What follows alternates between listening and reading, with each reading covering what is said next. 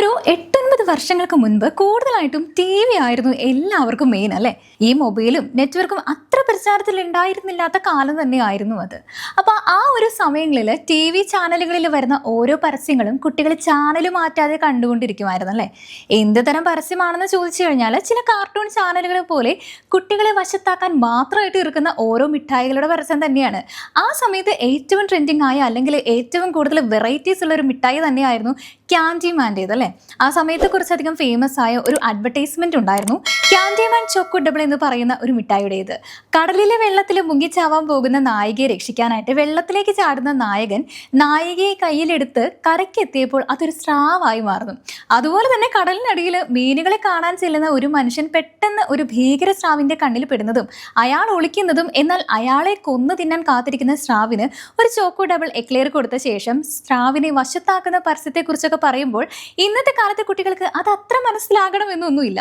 പക്ഷേ ഈ അഡ്വർടൈസ്മെന്റിന്റെ കാര്യങ്ങൾ പറയുമ്പോൾ നൊസ്റ്റാൾജിയ അടിക്കുന്ന കുറച്ചെങ്കിലും ആൾക്കാരുണ്ടാകും. മറക്കാൻ പറ്റുമല്ലേ ആ കാലം. ഇവിടെ ഞാനൊരു ഷാർക്കിന്റെ കാര്യമാണ് പറയാനായിട്ട് പോകുന്നത്.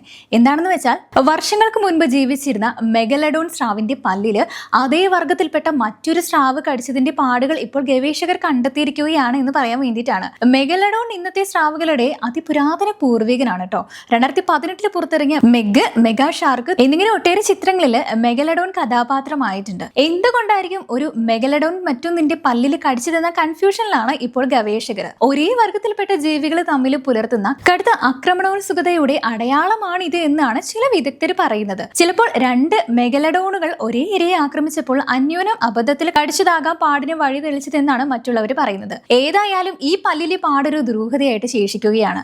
36 ലക്ഷം വർഷം മുൻപ് ജീവിച്ചിരുന്ന മെഗലഡോൺ സ്രാവുകൾക്ക് 50 അടി വരെ നീളമുണ്ടായിരുന്നു. ഇപ്പോഴത്തെ ഗ്രേറ്റ് വൈറ്റ് ഷാർക്കുകളുടെ 3 ഇരട്ടി നീളം. ഇവയുടെ ജനിച്ചു വീഴുന്ന കുഞ്ഞുങ്ങൾക്ക് പോലും 6.5 അടിയോളം നീളം ഉണ്ടായിരുന്നെന്നും കണ്ടെത്തിയിട്ടുണ്ട്. മെഗലഡോൺ സ്രാവുകളുടെ ശിശുക്കള് ഗർഭസ്ഥാവസ്ഥയിൽ തന്നെ തങ്ങളുടെ സഹോദരന്മാരെ കൊന്നു തിന്നുമായിരുന്നു അത്രേ. അമ്മയുടെ ഗർഭപാത്രത്തിൽ വെച്ചുള്ള ഈ വേട്ടയാടലിൽ വിജയിക്കുന്നവർ മാത്രമേ പ്രസവിച്ച് കടലിലേക്ക് ഇറങ്ങുള്ളൂ. ഇതിനാൽ തന്നെ ജനിച്ചു വീഴുമ്പോൾ തന്നെ ഇവ അസാധാരണമായ ക്രൗര്യം പ്രകടിപ്പിച്ചിരുന്നു. കടലിലെ തങ്ങളെ വേട്ടയാടാൻ ആരുമില്ലാത്തതിനാൽ അപെക്സ് പ്രെഡേറ്റർ ആയിട്ടാണ് മെഗലഡോൺ സ്രാവുകളെ കണക്കാക്കുന്നത്.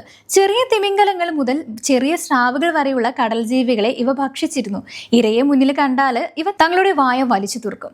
3 മീറ്ററോളം വ്യാസമുണ്ടാകും ഈ ഒരു വായയ്ക്ക്. ഇന്നത്തെ കാലത്താണെങ്കിൽ 2 മനുഷ്യരെ ഒറ്റയ്ക്ക് വായിലാക്കാൻ ഇവയ്ക്ക് കഴിയും. വായിലാകെ 276 പല്ലുകളാണുള്ളത്. ഇവയുടെ കടിക്കുവാനുള്ള ശക്തി സമാനതകളില്ലാത്തതുമായിരുന്നു. ഒറ്റക്കടിക്ക് തന്നെ ഇരയുടെ മരണം ഉറപ്പാണ്. 88 മുതൽ 100 വർഷം വരെ ആയിരുന്നു ഇവയുടെ ആയുർദൈർഘ്യം എന്ന് പറയുന്നത്. ഇവയുടെ അസ്ഥികൂടങ്ങൾ അങ്ങനെ കിട്ടാറില്ല.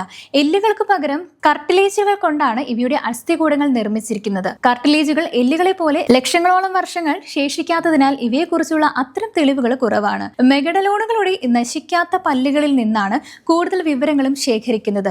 ചരിത്രാതീത കാലത്തുള്ള ആഗോള ശീതീകരണം മൂലം ഭൂമിയെമ്പാടും താപനില കുറഞ്ഞതാണ് മെഗഡലോണുകളുടെ നാശത്തിന് വഴിയൊരുക്കിയത്.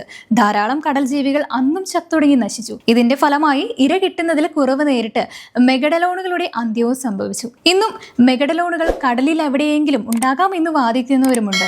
എന്നാൽ ഒരു നിഗൂഢ സിദ്ധാന്തം എന്നതിനപ്പുറം ഈ വാദത്തിന് ശാസ്ത്രീയ ലോകം വലിയ വിലയൊന്നും കൊടുക്കുന്നില്ല. ആദിമകാലത്ത് അന്റാർട്ടിക്കയുടേതൊഴിച്ചുള്ള സമുദ്ര പ്രദേശങ്ങളിൽ മെഗലഡോൺ ജീവിച്ചിരുന്നു എന്നാണ് പറയപ്പെടുന്നത്.